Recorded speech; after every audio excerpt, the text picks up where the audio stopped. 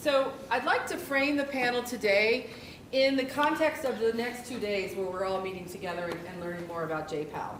And our work supporting, well, first of all, as Vincent noted earlier, the rigorous and compelling evidence from JPAL's research base is really making its way into the policy space, right? We're having more and more evidence to present to policymakers, and they're acting on that evidence. So our work supporting evidence-based tutoring has really evolved from being evidence-informed policy to a policy-informed evidence. So what do I mean? What do I mean by that? And of course, we're JPAL, so we started with generating evidence. And in the tutoring space, we had several of JPAL researchers conducted a couple of RCTs with Saga, a tutoring organization that you'll hear more about in a few minutes. And Phil Oriopoulos, who is the education co-chair for JPAL North America and a professor of economics at the University of Toronto, had the idea of creating a literature review and a meta-analysis on the experimental evidence of tutoring. And the JPAL staff took that paper and turned it into a JPAL product, an evidence review. And I think because of JPAL's reputation as generating compelling and rigorous evidence, and because the trust that we have in our partners, we were really able to disseminate that evidence review and get in front of policymakers who could actually use that evidence to do things and make decisions in policy.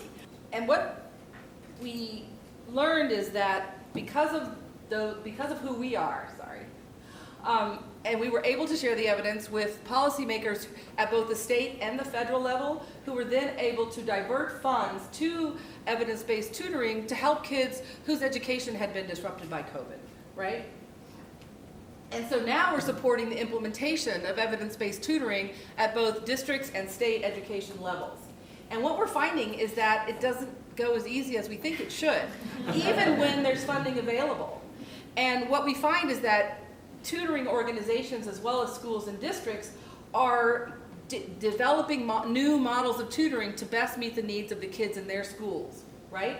And so what we're looking at now is we need to generate new evidence. We need to understand, how do these new models, who do they work for, where do they work best, and under what conditions? So we're back to generating evidence that's then going to influence the next round of policy. So that's what I'm saying, that we started with evidence to policy, and now we're doing policy to evidence. The policy has really pointed out a need to generate new evidence. And that's what our panel is going to talk about today. So I'd like to invite Phil and Nakia and Alan Safran to come up here, and they'll be able to give a quick introduction, and then we'll jump in.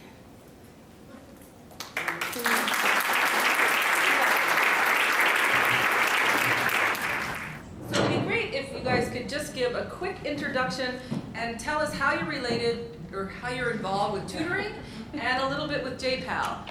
And Nakia, would you like to start? Sure. My name is Nakia Towns. I am now the Chief Operating Officer of Accelerate. Accelerate is a national nonprofit that's actually focused on scaling high-dosage, high-impact tutoring across the country. So we are a startup and coming out of the wake of this evidence that Ken was talking about and the focus post-pandemic. My background is that I was most recently Deputy Superintendent of Schools in Gwinnett County Public Schools in Georgia, the 11th largest district in the country with 180,000 kids. And before that, I was in Tennessee for a decade as a district and state leader, as the interim and deputy superintendent in Hamilton County Schools, as well as an assistant commissioner at the Tennessee Department of Education. So at Accelerate, part of what we do is grant funding. We actually have funded work of Phil and of Alan over the time of our existence. And so we are very much invested in trying to keep this virtuous cycle of policy to evidence, evidence to policy going. Thank you. Alan. Was that one sentence? Nope. Sorry. I don't know how to follow that. Thanks for having me here. I'm Alan Safran, I guess one of the parents of high-dosage tutoring. We created high-dosage tutoring at the Match Charter Public High School about 2 miles away in 2004. I was the director of that school, and a student there named A.J. Gutierrez was a 9th grader who in his junior year, which was 2004, was in the first class of kids in any public school in America, to our knowledge, who had high dosage tutoring as part of his day, 2 hours of the 8-hour school day for every kid in that school. He then, 10 years later, co-founded Saga as a nonprofit with me. In the last 10 years, We've raised $100 million as a nonprofit to try to bring that model of high-impact tutoring across the country, and in fact the world. We've been consulting in the Netherlands for the last 6 years. And so my journey has been mixed and varied. I spent, I think, the last 30 years in education. Maybe I'll stick with that as a career. Before that, I was in foreign policy. I was a prosecutor in New York City. But in 30 years in education, state government here in Massachusetts, leading the match charter schools in Boston, and now we're entering our 10th year as a nonprofit, Saga Education. By the way, a little backstory. When you're starting a nonprofit, every name you want's been taken. So my daughter, then 22, and AJ's, Antonio Gutierrez's wife, got together and said, why don't you take your initials and go backwards? So Saffron Allen Gutierrez Antonio is Saga. And that's a saga in itself. Thank you, Alan. And Phil? Hi, I'm Phil Orielpis. I'm a professor at University of Toronto. And as Kim said, I'm also the co-chair in the education sector here at JPAL North America. And I got into tutoring in part by helping put together this meta-analysis. And my other hat is sort of program evaluation, setting up RCTs, and trying to produce evidence around programs that might be worth scaling up. So I sort of straddle both areas of looking at what other people are doing and then trying to explore what might be possible out there. So Phil, can we start with you? Can you just talk a little bit about how the idea came to you to do the meta-analysis, to look at the experimental evidence in tutoring over the past 40 years, and sort of this was all pre-COVID, so we didn't know we were going to have this huge disruption in education and need to find, the strategy to help kids accelerate their learning. Maybe you had a little, I don't know, ESP on that, but just kind of talk to us about how you came to that idea to do the meta-analysis and the lit review. Sure. So in my role of co-chair, I still remember a few years ago actually talking to Marianne about like what my role is supposed to be and what I have to do. And she was explaining that there's some of these lit reviews I should put together as part of my role. And so one interesting thing that we do here at JPAL is we try to coalesce the evidence, ideally to put together sort of a consensus of what we know, and from that to be able to strengthen our recommendations. And so over the years, we've thought about in different topics, chartered schools, simplifying college application forms, and tutoring's always been sort of on my mind as something that we might want to do. Howard Bloom's Two Sigma problem sort of set the stage about this, potential puzzle that apparently when you provide tutoring, the students really benefit. But if you go back, the study was just 100 observations. Also around that time was Saga's evidence just coming out around the same time. So it seemed like a good idea at the time to collect what else is out there. So when we put together this evidence of, in the last 40 years, what the RCT evidence is showing, we had almost 100 papers, and they all sort of, the average effect size was around 35% of a standard deviation on test scores, which anyone in education policy knows is sort of off the charts. And to have not just one paper show that, but a collection of papers is as close to a consensus in education policy as you might get to suggest that this is something that we should be doing more of if we had the money. And so I like to say that the paper came out, it was unfortunate serendipity. It came out the summer of COVID.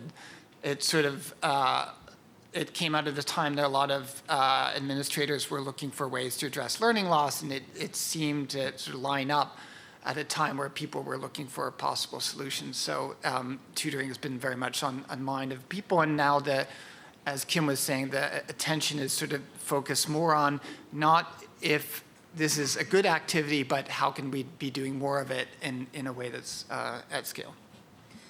So Alan, as Phil mentioned and we talked in the introduction, your Saga program has been evaluated through randomized evaluations a couple of times, and you guys continue to evolve your model. Can you talk just a little bit about how getting the evidence from those evaluations impacted the Saga team, and then how you use that evidence to sort of move your work forward. In fact, there are 9 randomized evaluations of us, 5 on our core model, which is math tutoring for middle and high school kids, 1 on our work in literacy funded by the Arnold Foundation, 1 on our ability to scale, and 1 on our consulting in the Netherlands. So we've now had, and 1 from the College Board and the SAT, so we've had 9 now. Not everybody knows it, including our staff, because different people in our staff were involved in different pieces of that. So first thing, as a practitioner, which Saga began as a practitioner, it's tough for our people in the field to do randomization. You're in a school. Saga's direct programs in schools. We have our own room in the building. Kids come to our room as a class period in their school day. That's the model. And in randomization, you're supposed to only treat the ones who have been assigned to treatment. But then kids would show up at the door. They saw their friends in there actually having fun learning math. That's a statement you don't hear much in American public schools, but it ought to be more prevalent. They said, why can't I be in there? They'd go to the principal and say, I want to be in there. Parents would say, look, my kid needs it. How come those kids I see in the room who are really high-level kids are getting it? And randomization will sometimes end up with a mix of people, of course. So working closely with our researchers, a get-out-of-jail card was provided to the principal to make, say, 5 exceptions to the randomization rule, to soften it a little bit so the principal had a little ability to take air out of the balloon. Because for principals, with the pressure saying, look, good stuff is going on there, why can't all kids get it? Very tough on a principal. The argument is intellectual. Look, if this works and the evidence shows that it works, then the district and the government will put more money into it, and all kids in a grade could get it. But until we get there, it has to be done this way. So for our people in the front lines, the tutors, the school site director, the Saga employees to oversee it, it's really hard to say no to kids who want it, to not violate the terms of the randomization, which is, even to help kids out of school time was the instinct of our good people who spent the year in service in tutoring. So that's the effect of randomization. The flip side of it is when the data comes in, we're just like, Thanksgiving feast. Like, show us that thing. Tell me about how'd you cook that turkey? What about these carrots? We want to know everything about the results, the good, the bad, the ugly, everything that was there, the importance of it. When we were first told that we had 0.37, Phil's talked about these numbers, in our second year in Chicago, which is 2014 to 15, which is 2.5 years of extra learning. We didn't know what 0.37 standard deviations meant in that context, and it was translated to us. And for kids who are coming to class 3 years behind, which is the typical American public school student entering high school. In urban America, the average student comes to 9th grade 3 years behind. It's a tragedy, it's a crime, it's a crisis, and people didn't really talk about it until COVID unmasked it. So for kids to get up to 2.5 years of extra learning in 1 year meant we could catch the average kid up if this program was implemented with fidelity, without reason to doubt that. For kids who come 5 and 6 years behind, it might take 2 years. But that was really a moment as an organization that I still, when I speak it, I talk about 2.5 years of extra learning. My parents were both public school teachers and labored, as all public school teachers do, in a job that's almost impossible to do. And the success of it comes when a kid comes back to you who's succeeded in later years. But for me, my moment of feeling that success was hearing that we accomplished 2.5 years of extra learning, and that has motivated our organization from me and AJ in my kitchen to now having 400 employees and working in every state. Oh, thank you. Nakia, from your time in Tennessee and in Gwinnett County, as an administrator, how did you use, or how did evidence figure into your decision to okay the purchase of a particular program or to bring a new curriculum on board? So how did you think about using evidence in that role? Yeah, I have a running joke for, those of us in this room who are data people, research people. So much of the time in K-12, it's my experience that we think about when people come to us and they say, we have research to show you. Our response is, well, we don't care about your stinking research. Like, can you please help us figure out, the operational day-to-day? And I think, too, it's very hard in K-12 for people to think about, is this applicable in my context, right? They are like, yes, it was this set of kids, but is this truly generalizable? And so there is so much conversation about the specificity of a local context that I think gets in the way of the average K-12 leader looking for evidence before they implement. For better or worse, so much of what we've done in K-12 is anecdotal and based on social connections and influences between somebody that you know and what they're using. Like Alan, I'm a career changer, and I've now been in education 13 years, but I came from engineering background and finance, and so in some ways that made me different. One of these kids doesn't belong, because this kid was always going to try to figure out, well, what is the broader story about what we're trying to accomplish? And so in my personal experience as a leader at the State Department of Education, as a leader in districts, I always wanted to look for evidence. I always wanted to see, had there been other opportunities for us to see what this looks like on a large scale, and to think about it from the perspective of when you say fidelity, implementing with integrity, like what does that really mean? And even in the context that we're in now, everybody thinks they know what tutoring is. But what we're finding is that even though people are responding to the evidence around tutoring, we don't always read the fine print. And so we think we're helping sometimes if a kid gets one session a week, with every other week changing the tutor. And in fact, that one session a week that took us a lot of energy operationally isn't going to pay dividends based on what we know from the evidence. So for me, I think it is incumbent, yes, to think about evidence and try to lead with whether or not we have any rigorous research findings around this, of which RCTs, obviously are the gold standard, and not relying so much. I think when you hear educators talk about evidence, we're probably talking about pre-post at best correlational evidence, not even quasi-experimental design work, right? But I do believe that coming out of the pandemic, and because of the work that we're doing around tutoring, so much of the conversation that's happening right now around quote unquote science of reading, I think you've got educators engaged in a way that we historically haven't been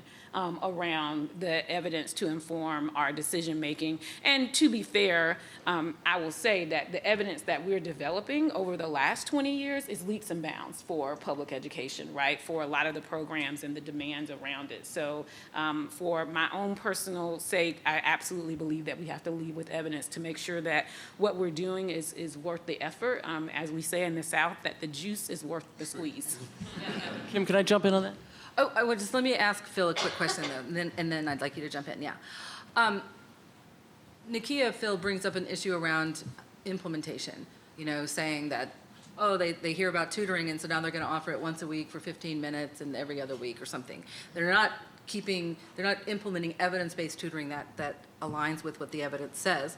And you've said, as we've talked, that you're experiencing some challenges, or you see districts and schools experience challenges with implementation. Can you talk a little bit about that and sort of how you are thinking about addressing some of those challenges as you design new research studies? Sure. So in the meta-analysis, a lot of these studies were done sort of small scale, ad hoc here and there. And, it's one thing to sort of set up a small scale tutoring program. It's another one to try to scale it up for all the students. And then what we realize when, even if we have the money to try to turn in that direction, things become complicated pretty quick in terms of where the tutor is going to come from, what are the logistics of how this gets set up in a school. We don't always have like a full, course set aside for it. Is it pull out? And so the possibilities of the different models become, so many, and we don't really have a clear sense of which is the best recipe to follow and what context. And I think that the research questions and the policies questions are shifting in this area. I think the good news is that maybe we don't need another study to say that if the tutoring happens, lots of good things are happening on that. So the focus becomes on the intermediate outcomes around, does participation occur? And that you can measure immediately, and there's many different ways to try to ramp that up. We have the Saga model. We have virtual tutoring starting to become in question whether that's a possibility. Another is whether technology can play a role, and the introduction of computer-assisted learning. For me, is also like a possibility that it lends itself to simulating some of the tutoring, and that if it can be done in support of a person following whether this activity is actually happening, I think that's one thing that I think has a promise. Some of you may know also that the new technology of open language may even play a role, the potential for something like a ChatGPT to have an interactive role, to have a 24/7 tutor available, to even help the teachers set up tutoring. There's exciting time now that technology together with the science can play a role in figuring out how to scale participation, but it is a real problem even when we have the money.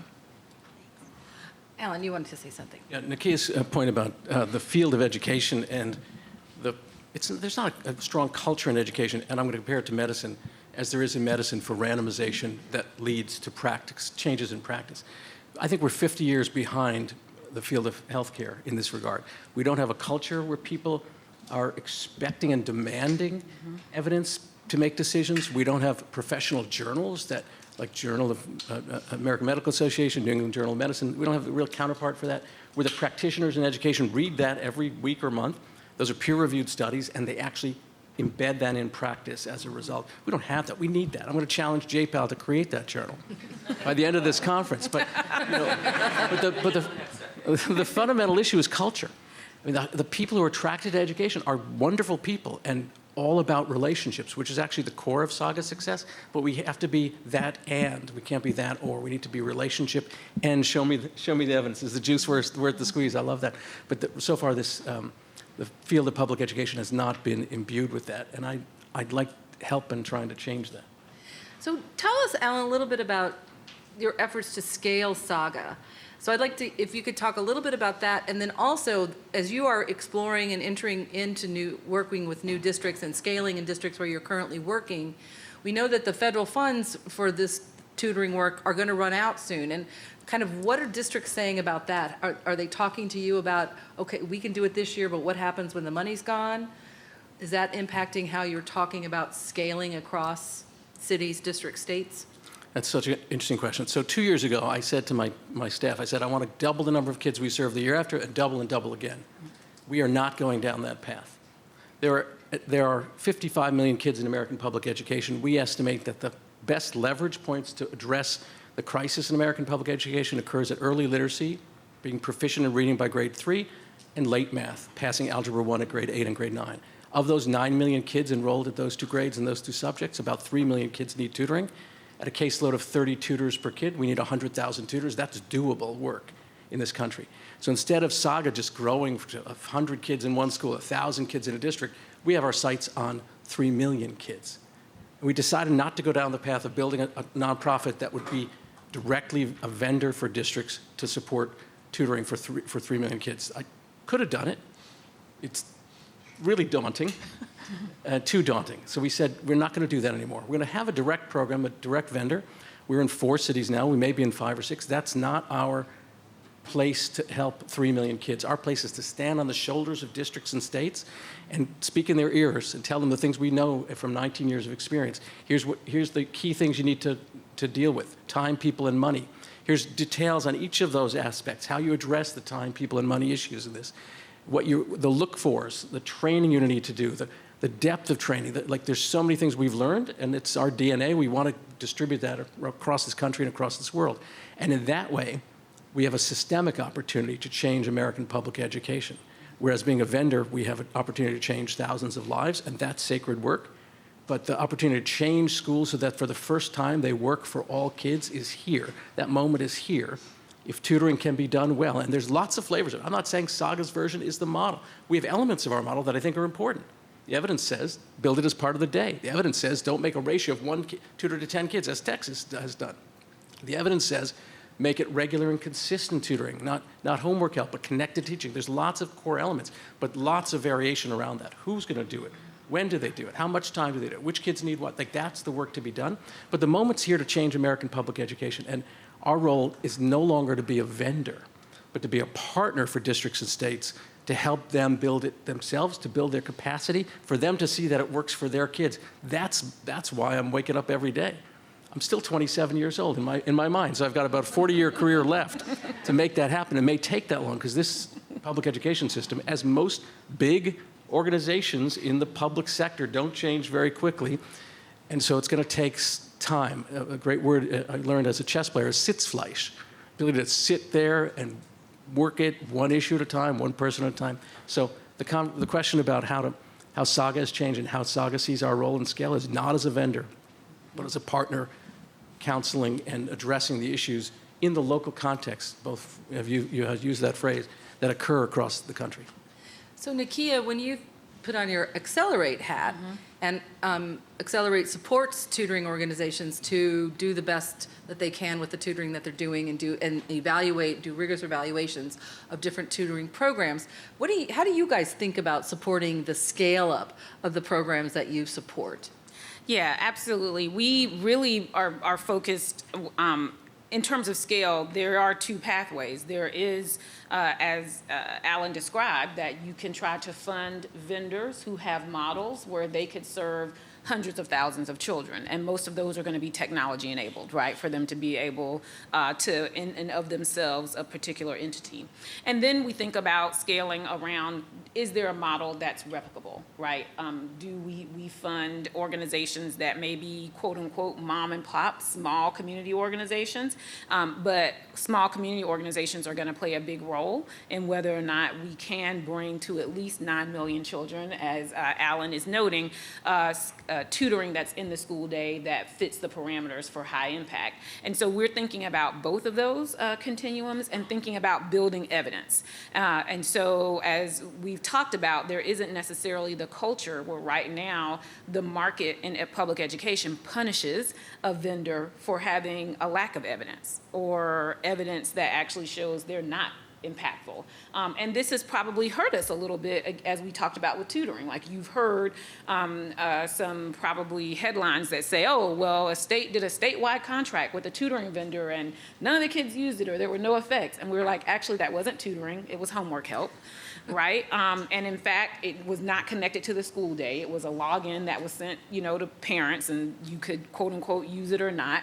And as you would expect, that didn't lead to very much uptake. And even if it had led to great uptake, there was no evidence that it would have an impact on student learning. So Accelerate, where we're trying to position ourselves, is that we're trying to create a market that is rational and that we're pushing out actors who are not building models that actually align with what we know is evidence-based, and or that they're growing their evidence base to demonstrate that different kinds of models, as we talk about technology, AI, et cetera, can still have a student impact. So we want to try to create a marketplace where, again, we don't have districts who are funding and selecting, or states, those types of vendors. And then we also want to press on vendors to continuously improve. Right? That you've got to be thinking about, if you get evidence of your model, it's not necessarily that you just quit and go home. You try to learn from it. It's like Alan was saying in terms of the Thanksgiving dinner and trying to look at all the pieces of the recipe and how can I make this recipe even better for next year, and really answering those questions around heterogeneity, right? Like we are trying to support very big studies. We have a partnership right now with the University of Chicago where by the end of it, hopefully it's going to include 15,000 kids who have been randomized. Because we do need to answer the question, for whom does this work and in what context? Because honestly, we're not going to get the attention of educators if you cannot point to the type of child that they serve in their particular context and be able to say there's evidence for that child, right? For that situation, for the English learner, for the African-American boy who's got an IEP. That's where people want to know. They want to get to that level of specificity before they invest a lot of energy around being able to support it. So at Accelerate, our funding model is that we are helping to provide programmatic dollars. We're making research partnerships, matchmaking, if you will, between researchers and the actual providers and program models. And then we're also trying to help from a technical assistance basis, help our vendors and districts find more opportunities for funding for those rigorous research studies. Alan's point is well made that in education, we don't have a history around randomized controlled trials. And so that is new language and new learning. The partnership that we had with JPAL with a set of our cohort members were really just to educate folks, first and foremost, what do we even mean by that? Like, what is an impact study? And how can you think about randomization in a way that doesn't feel like you're withholding services to a child who needs it? And frankly, for better or worse, we've had to reframe with a lot of our partners to say, we're in scarcity mode. We actually don't have enough resources to support all the kids who need it, even if you prioritize just the kids who need it. And so when you think about randomization, how would you select otherwise? Wouldn't it be more equitable to say I'm going to randomize who gets it from amongst a scarce resource, as opposed to us making decisions, frankly, that have a lot of bias that come into them in terms of who gets served and who doesn't from amongst a group of kids who need the services. So I think that Accelerate, hopefully, as we continue on our journey, we're going to identify more providers who have clear evidence, rigorous levels of causal impact evidence, and we're going to identify more models that are replicable in districts and communities across the country, and that we too would be able to say that at the end of this, there are, the 30% of children K-12 that we can support, hopefully, with the high impact tutoring that helps close those learning gaps. Oh, thank you. We just have a couple more minutes to hear from the panel, and then we'll take some questions. So Phil, I talked a little bit at the beginning about evidence to policy and policy to evidence. And as Nakia and Alan have both talked about, generating that evidence through RCTs, can you, as a researcher, can you talk about your perspective on this idea of generating evidence and then changing policy, and then how that leads us to needing to get new evidence, and sort of what does that mean for you as someone who's designing these kinds of studies and wants to be able to share the evidence, the new evidence, with policymakers to keep pace with what we're learning? Sure. Like I think the image that you presented earlier gave some idea that we have theories around what might help the kids. We might have some empirical evidence or an RCT that's suggestive, and then we might have the actual policy. And there's that circle there where you can jump in at any part and just kind of keep going in that circle, because we're learning all the time from what we observe qualitatively, and the policy to suggest some theory about what might be working, might give us some idea what might work better. We might want to test that. We might observe that outcome. And one limitation in the RCTs is you're like sort of answering one question at a time, and you're always sort of left with, well, what if we tweaked it this way? What would happen? What would happen if the context were different? And as you said, technology is changing and giving us new possibilities that we want to test, and so there is that huge cycle that we want to keep doing more of, that we can jump at. In terms of scaling, a lot of these programs, even if we have, the Saga programs that seem sort of obvious, that almost, obviously that we could be doing more of. One is a question of money, so that there's still money involved in terms of scaling up something, and it's just not easy to do, even if there's strong evidence that on the benefit side but there's the cost side. And then even if there was a cost-effective, the ease at which you can scale up seems to me to require like a cultural shift, or like a momentum where there's just growing acceptance of a new recipe to follow. Also keeping that recipe easy as follows. So there's like a lot of things that need to happen on the scale-up side, which a lot of times researchers don't take into account, that really matter if there's going to be any way of turning the research into policy scale. We are going to have dinner right after this, so all this talk of recipes, if it's making you hungry, just hang on. So Alan, I know you and AJ do a lot of work at the national level to talk to researchers or to talk to policymakers and bring them the evidence. Can you talk a little bit about how you sort of got to that point and how you approach sharing the evidence on the national stage? Yeah, well, there are several organizations that we really work closely with besides Accelerate, National Student Success Accelerator, the National Partnership for Student Success. No single organization can do it alone. We're really better when we're working together. And one strategy for us has been, look, we have been a direct provider. We'll use it as a test kitchen to try variations. We have 6 different models we've now tried in our direct program. We're doing this other part where we're sitting on the shoulders of the districts and states to advise them. And then, but there's a lot of systematic change that's needed. The state legislation that could set guardrails for what schools and districts should build their own programs under. What guardrails should there be? Colorado was the first there and set a pretty good statute. We want to see statutes in 50 states. So Also want to see changes in state regulations. State boards of education regulate how time is spent in school. Time and learning regulations need to change so that quality tutoring time can count towards the school's requirements. Teacher licensure pathways need to change so that tutoring time might become part of the condition of becoming an effective teacher. So there's lots of things we realized we wanted to help play a part with, and in partnership with others to try to move those balls. So AJ, who was in that first class of kids to get this tutoring, first in his family to go to college and graduate from college, single parent family, is an amazing spokesperson for this. He was in the first class of kids, and now he's the co-founder of Saga. So he's been on the Hill in Washington, meeting with legislators, committees, briefing them. And it's just, again, wonderful as when you are an educator and you have a kid comes back and thanks you. AJ's thanks for this has been to try to change policy and regulations to serve millions of kids like him. And that's an extraordinary asset that, AJ and I have been together, we like to say, for now 21 years, except we went to college for 4 years. But we've been together for 21 years. That matters a lot. So we're working on the policy front, the regulatory front, the public relations front. There's evidence now that 10% of kids in this country are getting some form of high-impact tutoring. I doubt that, but it's a nice number to shoot from. It's a definition of high-impact tutoring, which I claim copyright for. But if we can get that number to 20%, that's probably good news.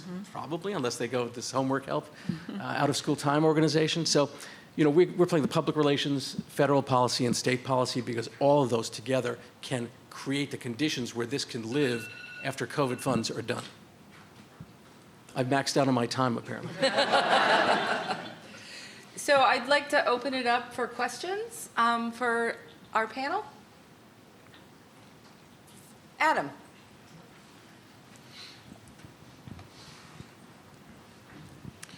I'm so glad to hear the focus on implementation of tutoring programs because that's clearly the challenge.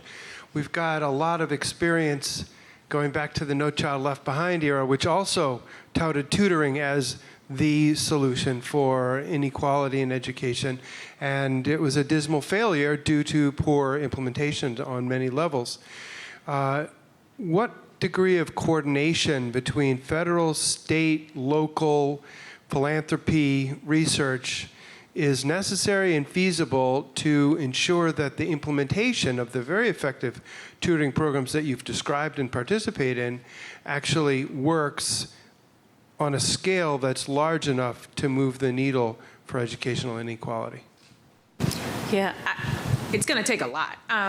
So to your point, when I was interviewing for this role with Accelerate when I just started in May, the first thing I said is this isn't going to be Title I supplemental educational services again, right? Because that was not well done, and it didn't have most of the features. I think that I will say from my own personal experience as someone who was very motivated during the pandemic, post-pandemic, around making sure that we had strategies to address learning loss. In my two best case scenarios, Hamilton County Schools with 45,000 kids, I think we were able to reach about 4,000 kids with what I would call high impact tutoring. And similarly, when I got to Gwinnett County Public Schools with 180,000 kids, we were able to implement with about 4,000 kids with fidelity around high impact tutoring. And so the implementation challenges are real, as are all of the policy points that Alan touched on. I think we have opportunities though. We're trying to leverage, there's a lot of energy right now around the quote unquote science of reading early literacy legislation. So it is making people think about what are those additional instructional opportunities, and how can we make sure that in those early grades that we catch students up to be proficient readers. So we've tried to piggyback on that. So much conversation around response to intervention, or now the term du jour is multi-tiered systems of support. So MTSS gives us another way that we can insert tutoring and start to think about how do you implement tutoring during the school day. And then really, I think we're having a conversation that is the broader conversation. Alan talked about, improving public education, but you'll hear a lot of educators right now trying to talk about what is instructional coherence, right? That as we build all these systems, that we need to make sure that we're thinking about what are the grade level expectations to try to close those learning gaps, and how does everything that we do align towards that learning acceleration, even while we have to remediate skill gaps. And so I think that creates a huge opportunity for us to think about the ways in which tutoring gets at that individualization, differentiation that's frankly impossible for the average teacher to do on his or her own, right? If you're in a classroom with 25 kids and there's 6 different grade levels represented in that, are you really going to be able to differentiate? And now with tutoring, we have the opportunity to say, well, we have additional individuals that we can bring to the table, integrate into your school day in a way that is instructionally coherent and aligned, so that for once and for all, we can actually say that we really are meeting the needs of each and every child and have the resources, tools, and strategies to do that. So stay tuned. What you described is a lot of the work that we're trying to take on at Accelerate. I would just. Phil? Go ahead. Phil, Oh, yeah. Sure. Okay, because I think that's a really good question. I also, first, what doesn't work, we've seen is just telling districts and schools just do, finds a way to do more tutoring without sort of some guidance or a default recipe to follow. I think the schools get very frustrated in saying, okay, well, here's the money, but we don't know what to do. So having some,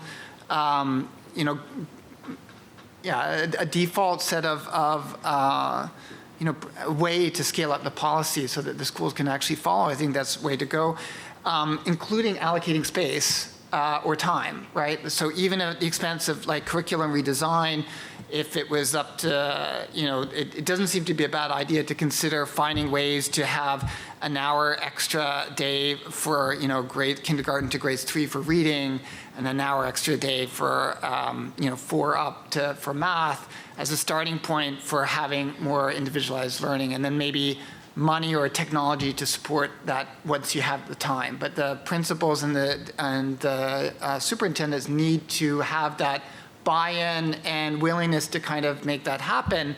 That sets the space so that you can actually, think about more ensuring that actually goes through. I would just take a slightly different additional point here, which is I think in education we need parents, teachers, and kids to move the ball. And tutoring, uniquely, I think, is an intervention that's very supportive of that teacher who's trying to teach a heterogeneous class, and very supportive of the kids who really need that personal attention. So we have 2 constituencies there that tutoring can reach. And I think the kids themselves, we have so many stories from kids, and that they need to be part of the story too. I think, unlike medicine, where the constituents of medicine didn't reform healthcare, the practitioners did. I think in education we have the practitioners to reform this, teachers, but parents will be required to make this happen and to make it endure. Thank you. Another question. Winnie. Oh, I'm sorry. Yes. Me? Yes. Sayuri, yeah. Oh, sorry. Sorry. It's interesting to hear that you talk about cultural difference between education and medicine. And I think in medicine, there is a system in place where if you do RCT and a drug is approved, then the scaling happens. So can that be a model for education to follow, which is, it seems that, Ellen, the story you were telling, a lot of kids and a lot of their parents want their kids to join the program. I mean, at the end of the RCT, why not for places that you engage in say that if the program is successful, then expand it to the whole school, for example. I mean, and that's what they do in medicine, right? If you enroll and you are not taking the actual drug control group, then you get the chance to do it once the program is over. And so there is a natural building process for scaling. I wonder if that's something that can be thought about and be adopted to promote this scaling issue. I guess I'll start. I think the headline here should be JPAL endorses tutoring pill. I think it's, I love the instinct of where you're going. As Phil's mentioned and we all mentioned, the implementation of this is so hard. The implementation of an out-of-school time homework help is, okay, sign them up, done. But the effect of that is nothing. Implementation of this is really hard, get it right, and the the effect is 2.5 years of learning. So it's just the translation of the evidence to practice when there's so much local control of education across this country makes that a really difficult mountain, I think, to climb. So our theory of change here is, again, parental demand, teacher demand, and student demand, evidence continuing to filter in, the price per pupil coming down, so the cost is within range of districts, and always emphasizing the imperative for kids to feel connected to a caring adult. That's the secret of the success of public education, where it is successful, is that kids feel connected to a caring adult. They feel safe, they feel they belong. Tutoring is a piece of that. So there's so many elements, I think, that have to play here. I think it'll differ from state to state and from district to district, but I think the scaling of the implementation is going to take a lot of grassroots pressure. Just one quick thought is, the economist Stefano Del Vigna did this study on which nudges got scaled up. And it wasn't which one was more effective, it was which one was sort of easiest to require the least amount of change in the structure that was doing it. And so taking a pill, is one thing that doesn't maybe require that much effort. It's always already kind of going on in different, different kinds of pills. But scaling up tutoring requires sort of structural change, doing things differently from what you're used to. And I think facilitating that space, encouraging allocating space and time might be a good place to start. But that's part of the difference in scaling up. Hi, I just want to say I noted the same comment, but I had a different take, and I thought, I work for an organization that cleans up medical debt, and I just say the access, not everybody can take that pill, if you know what I was saying here. So I think the difference is that in education, it's sort of careful what you wish for. In education, we have a funded system that is, funded with government dollars and run by government, and in healthcare we have the opposite, and there's real access issues. So maybe that's why there's, paid research and all of that behind it, because there's a profit to be made, and that's not the same in education. Other questions? Yes. We could take 3 at once, it just saves time. Phil, with you being based at the University of Toronto, and you can tell I'm also Canadian because I said Toronto and not Toronto, I'm curious in your meta-analysis of all these interventions, whether there's been any notable differences between the American and Canadian contexts for students, because I know that in terms of federal level policies, No Child Left Behind and so on, there's going to be a shared history and culture across American schools that's maybe not necessarily shared by other countries.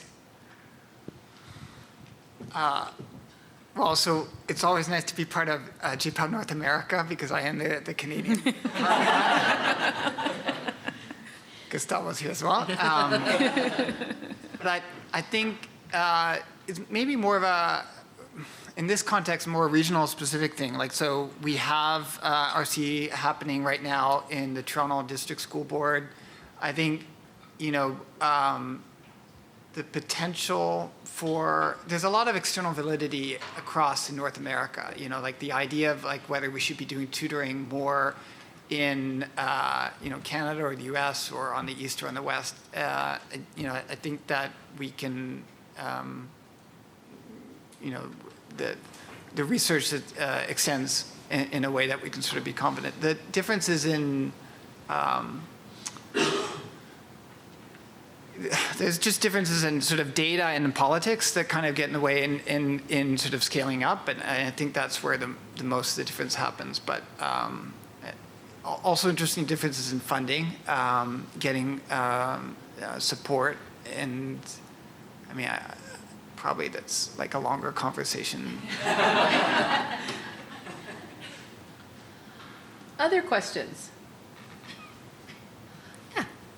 So the non-North American part of JPAL that is also focused on education talks a lot about teaching at the right level. And how do you think about the focus on tutoring versus, kind of what JPAL outside of North America is kind of prescribing when it comes to helping kids learn more? Will there be differences? To the extent that there's a recipe, I mean, are they very different recipes? Are we talking about similar things but calling them different things? Yeah, I love that. So I've done a little conversing with the folks with the TARL, and to me, that's a teacher-driven regrouping strategy. And tutoring is bringing in a different workforce to supplement the teacher's work, both starting from the same point. Kids need to be taught at the level they are. It's a logical point. Both strategies seem reasonable to do. And TARL has not really happened in this country. In fact, there's a movement against tracking and grouping of kids in this country, I don't know, 30 years ago, 150 years ago, I can't remember. So tutoring is the idea here, but I think TARL has promise as well. But I also think tutoring has promise in the countries that are doing, Pratham in India and elsewhere. I think tutoring has a role there too, because teachers, the TARL relies on a teacher. This country, the teachers are screaming about how difficult the job is, how impossible the job is. And so I think teachers are looking for support, and tutoring provides that by providing the differentiation that teacher dreams of doing but can't deliver. So I think there may be a difference in the cultural aspect, especially this time in America when the teaching job is so impossible.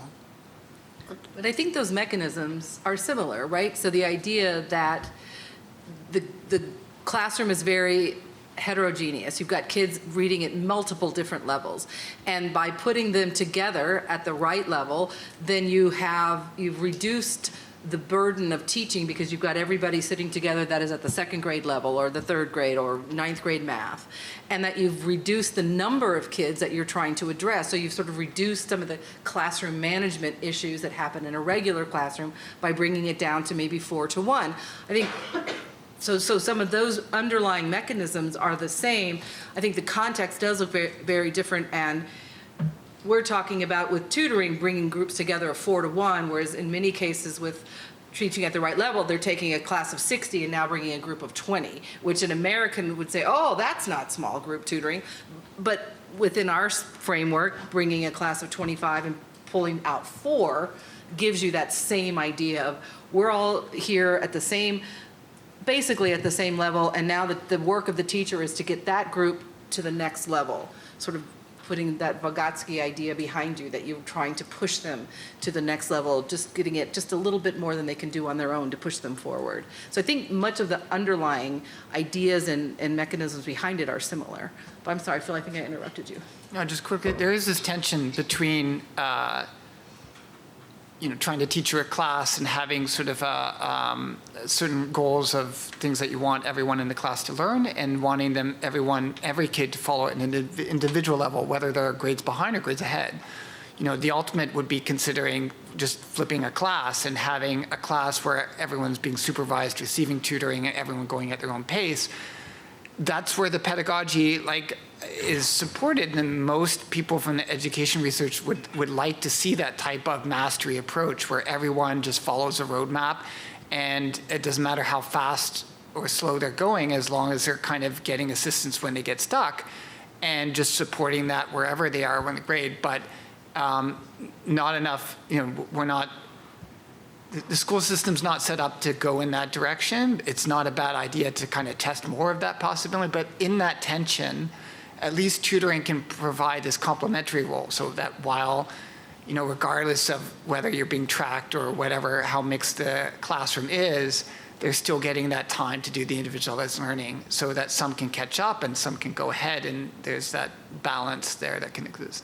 And I'll say, from an implementation perspective, we're not limited to tutoring in the pull-out frame, right? Like, we are testing a lot of this with current providers as a push-in small group instruction model, which there's a lot of support around in American education, right? That people have bought into the notion of you need to have this small group time. The question is, who facilitates the small group time? And what's happening to the other children when a teacher is working with small group, right? And are we really getting the gains from the kids who are supposed to be, quote, working independently? We've found that we have several tutoring providers that it works magically when they can push into a classroom with tutors to facilitate 2 or 3 or 4 groups while the teacher also has a small group. But now we've created a situation where we don't have some kids who are kind of left to their own devices while the teacher tries to take just this one group that maybe she could only get to each of the groups once a week. Now we've got facilitated learning happening every day during small group time, which supercharges the learning and I think looks more like, can you break down and have individualized time in every core instructional classroom? I think we encourage, as we work with districts to do implementation, is to use data to identify who those groups are. Exactly. Rather than just sort of, I think this table looks good, you guys work here, to actually use the data to identify who should go together. Chelsea, did you have a question? Yeah, hi. I have thought a lot about this specific topic because the theory of change around tutoring very much sits in the concept of like an ineffective instructional system. You have to catch people up, therefore tutoring exists. And having worked like in a local, not as a teacher, but in a local district, trying to work through some of these issues and think about catch-up models, like the idea of 2 hours out of classroom time during your school day means that you're more successful than your peers. It's a red flag for our educational system.